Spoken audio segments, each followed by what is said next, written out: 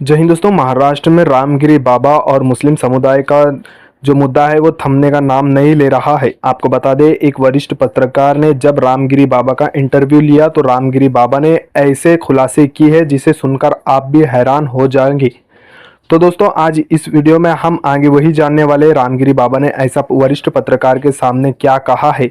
तो बने रहिए इस वीडियो के आखिर तक। और आप अगर मुस्लिम हैं तो एक मुस्लिम तक तो भी ये वीडियो को ज़रूर पहुंचाएं।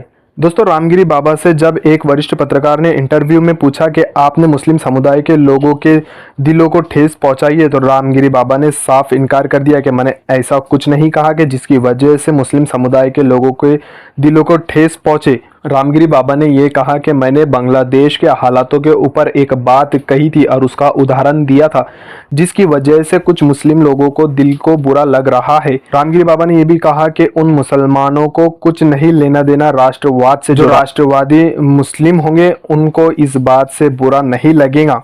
मैंने तो सिर्फ बांग्लादेश की हालात के ऊपर यहाँ के यानी कि भारत के हिंदुओं को जागने के लिए कहा है और ये कहा है कि जो बांग्लादेश में आज हो रहा है वो कल भारत में भी हो सकता है, जिसको लेकर मैंने एक उदाहरण दिया जिसकी वजह से कुछ मुस्लिम समुदाय के लोगों का दिल दुख रहा है, लेकिन इसके अंदर मेरी गलती नहीं है।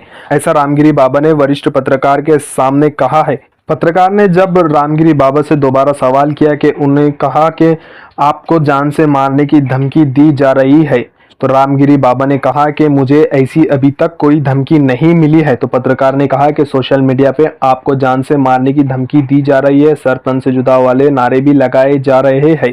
तो रामगिरी बाबा ने इसके ऊपर कहा कि संविधान अभी जिंदा है, हम संविधान को मानने वाले लोग हैं। अगर मेरे साथ में ऐसा कुछ होता है तो संविधान मेरी तरफ से ही लड़ेगा, ऐसा रामगिरी बाबा का कहना है।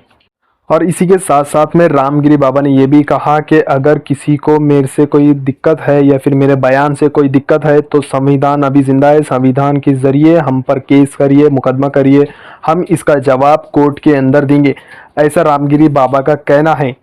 पत्रकार ने जब उनसे पूछा कि आपको गिरफ्तार करने की मांग की जा रही है, कड़ी से कड़ी सज़ा देने की बात की जा रही है, तो रामगिरी बाबा ने इसके ऊपर भी यही जवाब दिया कि अदालत जो करना चाहेगा हम अदालत में ही कहेंगे और अदालत की ही बात मानेंगे। हमने तो सिर्फ 1.5 घंटे का प्रवचन किया था जिसके अंदर बांग्लादेश की बात निकली थी। बांग्लादेश की बात निकलते ही हमने कुछ उदाहरण दिए जिसकी वजह से मुस्लिम समुदाय के दिल को ठेस पहुंची या नहीं पहुंची, ये मुझे कुछ इससे नहीं है और मैं उस बयान के ऊपर अभी भी बरकरार हूँ और मैं उस बयान को अभी भी मानता हूँ क्योंकि मुस्लिम समुदाय के ग्रंथों में ही ऐसा लिखा है, ऐसा रामगिरी बाबा ने कहा है। हमें न्याय व्यवस्था के ऊपर पूरा भरोसा है, ऐसा रामगिरी बाबा ने कहा है।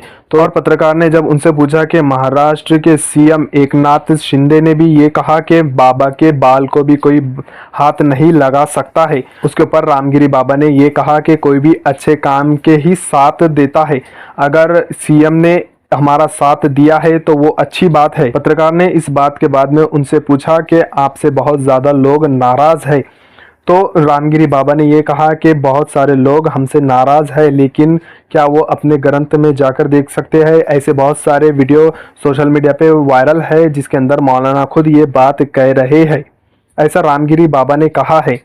रामगिरी बाबा ने कहा कि अगर मैंने कोई गलत बयान दिया है जिसकी वजह से लोगों का दिल दुख रहा है तो वो बेशक कोर्ट जा सकते हैं और मुझ पर मुकदमा कर सकते हैं, मैं कोर्ट को जवाब देने वाला हूं, ऐसा रामगिरी बाबा का कहना है। पत्रकार ने जब रामगिरी बाबा से आखिरी सवाल किया, पत्रकार ने कहा कि आपने विधानसभा इलेक्शन महाराष्ट्र में हो रहे हैं उसको फ़ायदा पहुँचाने के लिए ऐसा बयान दिया है, आपको स्क्रिप्ट आरएसएस ने पहुंचाई है, ऐसा कुछ लोग कह रहे हैं, तो क्या ये सही है।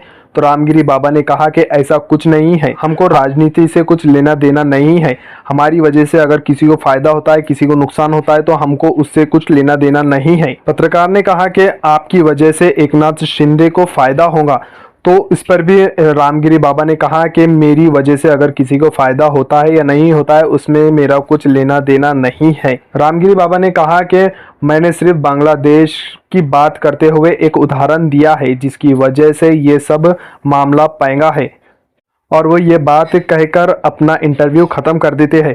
दोस्तों, आपको क्या लगता है रामगिरी बाबा की गिरफ्तारी होगी या नहीं, हमें कमेंट सेक्शन में अपनी राय का इजहार ज़रूर करें। फिलहाल अभी की वीडियो में बस इतना ही। मैं मिलता हूँ आपको अगली वीडियो में कोई नई जानकारी के साथ।